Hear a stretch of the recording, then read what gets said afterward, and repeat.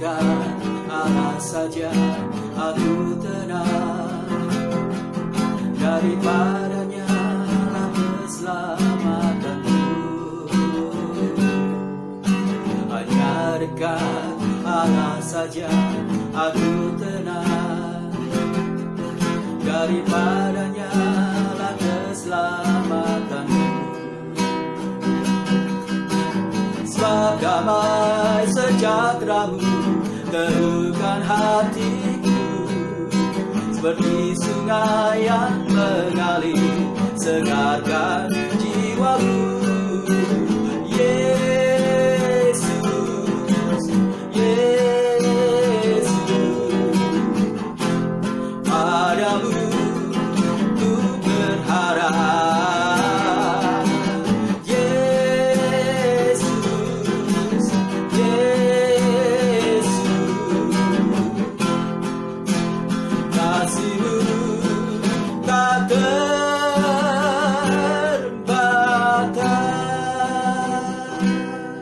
Shalom, selamat pagi Bapak Ibu yang kekasih dalam Tuhan. Selalu ingat bahwa sentral kehidupan kita adalah Kristus.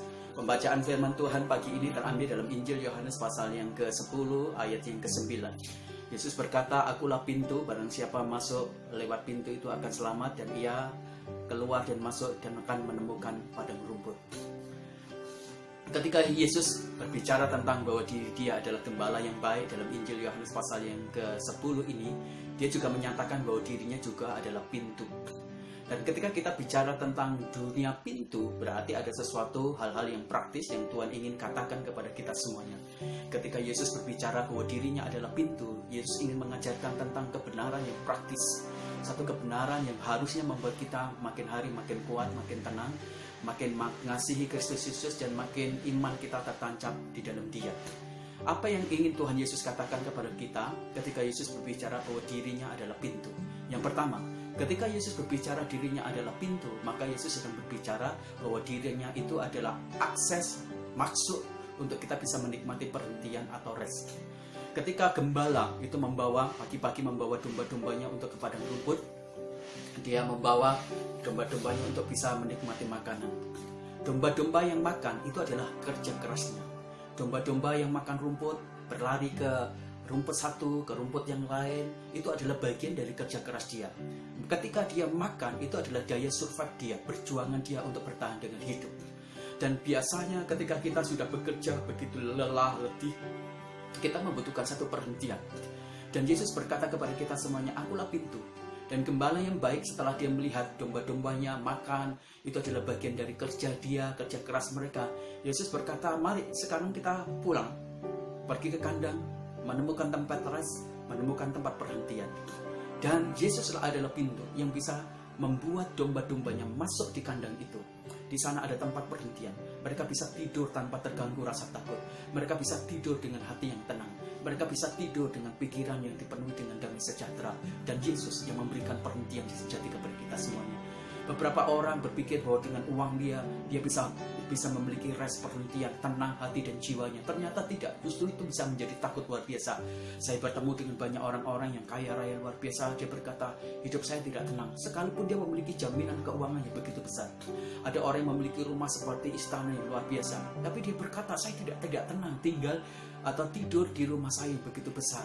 Jadi ternyata apa yang ada di dalam dunia yang kita miliki itu tidak memberikan satu tempat perhentian yang sejati. Dan ketenangan, damai sejahtera, rest sejati itu ada di dalam Kristus Yesus Tuhan kita.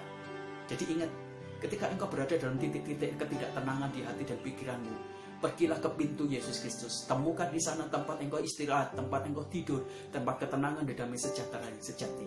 Itu yang pertama. Yang kedua, ketika Yesus berbicara tentang dirinya adalah pintu, maka ada pengertian praktis yang Tuhan ingin bagikan kepada kita semuanya, yaitu bahwa Yesus adalah akses untuk kita bisa sampai pada satu tujuan kita yang sejati. Bapak Ibu, ketika Yesus berbicara tentang pintu, dia juga berbicara tentang sebuah tempat atau tujuan. Jadi kalau Bapak Ibu misalnya ada satu pintu, tujuanmu kemana? Saya ke rumah. Nah, rumah itu adalah bagian dari tujuan, dan di dalam rumah itu kita bisa masuk lewat pintu. Di mana? Di rumah itu adalah akses tujuan kita. Jadi ketika Yesus berkata bahwa dia adalah pintu, Yesus sudah mengatakan kepada kita semuanya tentang sebuah tujuan yang benar-benar dapat memberikan satu tempat yang benar-benar dapat kita capai. Kalau Bapak Ibu pergi ke bandara atau Bapak Ibu ingin pergi ke satu tempat, naik pesawat terbang, Bapak Ibu akan bertemu dengan banyak gate, bertemu banyak pintu. Ada pintu A, pintu B, pintu C, pintu D, pintu F, mungkin juga pintu yang lain. Ada begitu banyak. Tapi Bapak Ibu, tidak semua pintu itu harus kita masukin. Kita tidak boleh salah masuk di pintu, karena salah kita masuk di pintu, tujuan itu akan berbeda. Karena semua pintu yang ada di pesawat terbang, yang ada di bandara, itu tujuannya berbeda-beda. Dan bagaimana Bapak Ibu semuanya bisa tahu bahwa pintu A itu adalah sesuatu yang harus Bapak tuju, Bapak Ibu harus masuk di sana. Maka tiketlah yang akan memandu Bapak Ibu semuanya menemukan tujuan. Dan Yesus itu adalah pintu, itu tiket bagi kita semuanya untuk kita bisa sampai di tujuan yang sejati. Ada begitu banyak orang-orang bertanya tentang hidup dia, tujuan hidup dia, ada begitu banyak. Tapi tujuan hidup dia tidak mengarah kepada dimensi kekekalan dan keselamatan. Paulus berkata di dalam Filipi pasal yang pertama ayat yang ke-21, karena bagiku hidup adalah Kristus. Jadi Paulus tahu tujuan hidup dia di mana? Kristus. Jadi kita juga demikian. Kalau kita memiliki Yesus adalah pintu, tujuan kita memang di Yesus Kristus dan bukan di mana-mana. Jadi pastikan tujuan hidupmu adalah Kristus dan bukan tentang yang lain.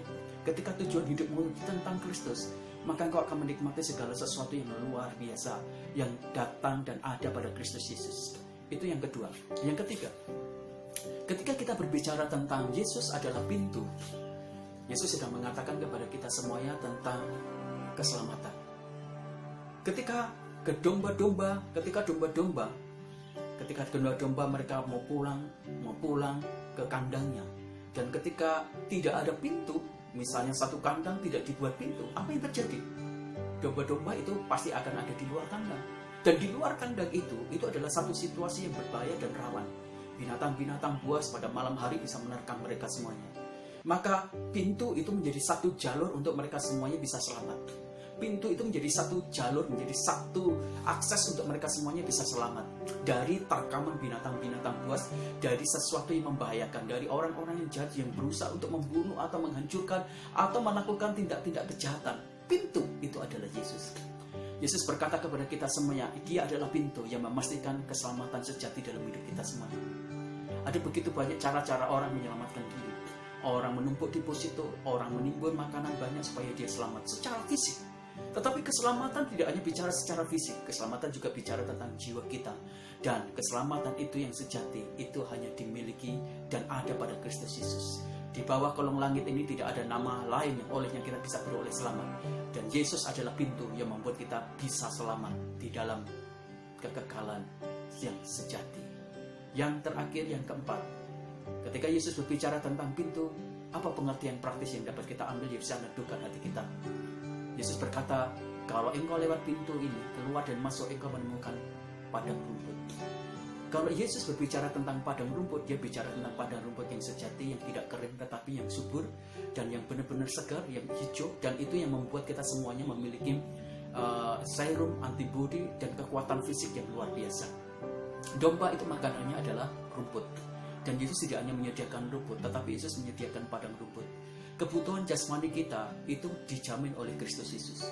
Itu sebabnya Yesus berkata, kalau engkau lewat aku, kalau engkau masuk dan keluar lewat pintu aku, engkau akan menemukan padang rumput. Bukan sekedar rumput, tapi padang rumput. Kalau kita bicara padang rumput, berarti ada satu penyediaan yang cukup besar. Jadi ada sesuatu yang sangat Tuhan sediakan bagi kita, yang mencukupkan kita. Kalau besok kita makan, kemudian kita kerja lagi, esok padang rumput itu tersedia bagi kita. Ada begitu banyak orang bangun pagi-pagi, sampai kemudian duduk bekerja jauh malam, tapi mereka tidak menikmati sekerat roti yang bisa mendatangkan mungkin kecukupan. Tetapi Tuhan berkata di dalam Mazmur pasal yang 127 ayat 2, ada banyak orang yang bangun pagi-pagi bekerja sampai malam, tapi dia hanya mendapatkan sedikit. Tetapi bagi orang yang dicintai Tuhan, Tuhan menyediakan berkat pada waktu tidur. Yesus adalah pintu yang menyediakan kebutuhan-kebutuhan fisik kita, yang menyediakan kebutuhan-kebutuhan untuk kita bisa hidup survive. Yesus itu adalah kunci. Kejarlah Yesus, jangan kejar berkatnya. kejarlah Yesus, jangan kejar padang rumputnya. Sebab kalau kau mengejar padang rumput tanpa Yesus, engkau akan mengalami kekosongan. Maka Yesus adalah pintu untuk kita bisa menikmati segala berkat yang datang dari surga, berkat yang mendatangkan kebaikan, dan berkat yang mendatangkan selamat bagi kita semuanya. Kiranya kebenaran firman Tuhan pagi ini menyegarkan kita lagi. Ingat, hanya Yesuslah satu-satunya yang menjadi fokus hidup kita, sentral kita. Kekristenan kita bukan tentang bicara tentang siapapun juga, tetapi bicara tentang Kristus Yesus. Maka berusahalah untuk mengejar Yesus, burulah Yesus. Kerahkan seluruh kekuatanmu, tenagamu, bahkan sampai habis untuk mengejar Yesus. Hidup di dalam Kristus, menjadi pengikutnya, mencintai Dia dengan segenap hati. Saya akan berdoa buat Bapak Ibu semuanya, supaya pagi ini Bapak Ibu menikmati berkat dari Kristus Yesus Tuhan kita. Bapa di dalam surga, kami berterima kasih pagi ini menikmati berkat rohani yang datang dari Engkau sendiri. Engkau adalah pintu bagi kami yang memberikan kepada kami banyak berkat. Tuhan, terima kasih. Kami berdoa untuk keluarga-keluarga kami yang hari-hari ini bergumul dengan bisnisnya. Mereka yang sedang memiliki masalah-masalah berkaitan dengan keuangannya. Tuhan, Engkau campur tangan. Kami berdoa untuk bisnis-bisnis mereka yang sementara ini terkendala, omset mereka yang menurun, mungkin produktivitas yang tidak bisa berjalan karena barang-barang bakunya tidak ada. Mungkin juga Tuhan transaksi jual beli yang terhenti karena berapa banyak toko-toko yang sangat tutup. Atau apapun juga Tuhan, mungkin bisnis mereka yang baru yang mereka kerjakan, mereka tidak berjalan semestinya sesuai dengan harapannya. Tuhan, Engkau campur tangan, Engkau memberkati. Kami berdoa untuk mujizat, bukan untuk mereka mendapatkan pertolongan-pertolongan ajaib, tetapi untuk mereka memiliki kemampuan bertahan, berjuang, dan meyakini bahwa semua masalah-masalah dalam bisnis mereka dapat teratasi. Beri mereka hati yang baik, mujizat hati yang baik, hati yang kuat, pikiran yang baik, supaya mereka semuanya bertahan dan kuat, dan mereka tidak mengalami stres dan depresi. Karena itu adalah mujizat yang hebat, yaitu mujizat yang membuat mereka bertahan dan kuat di tengah-tengah tantangan. Berkati Tuhan saudara-saudara dan keluarga-keluarga kami dan orang-orang yang terjangkit virus corona. Tuhan, kasihilah mereka, berkati mereka dengan kesembuhan. Berkati para dokter, berkati juga para perawat. Tuhan memberkati mereka, jauhkan dan Tuhan lindungi dari virus corona, supaya mereka semua juga bisa menyelamatkan banyak orang, dan berkati supaya mereka bisa kumpul dengan keluarga. Berkati Tuhan para virolog, supaya mereka semuanya bisa menemukan virus antibodi yang menyerang virus-virus corona ini, Tuhan, sehingga pada akhirnya ada obat yang bisa menyembuhkan lebih cepat lagi. Berkati kota kami, berkati juga Tuhan tempat di mana kami tinggal di kota kami, berkati dengan berkat-berkat luar biasa. Berkati presiden kami, berkati pemimpin negara kami, siapapun juga mereka, hikmat takut akan Tuhan menyertai mereka, sehingga mereka bersatu untuk menyelesaikan masalah-masalah besar di Indonesia ini. Berkati gereja kami, pergumulan jemaat kami satu persatu, Tuhan memberkati mereka. Terima kasih Tuhan, akhirnya kami memberkati damai sejahtera dari Kristus Yesus, berkat rohani, berkat jasmani, keselamatan dari Kristus Yesus menyertai Engkau, sehingga Engkau tetap berdiri kokoh di tengah-tengah tantangan yang sangat kuat ini. Dalam nama Tuhan Yesus Kristus kami berdoa, haleluya, amin. Shalom keluargaku kekasih dalam Tuhan, Tuhan memberkati kita semuanya.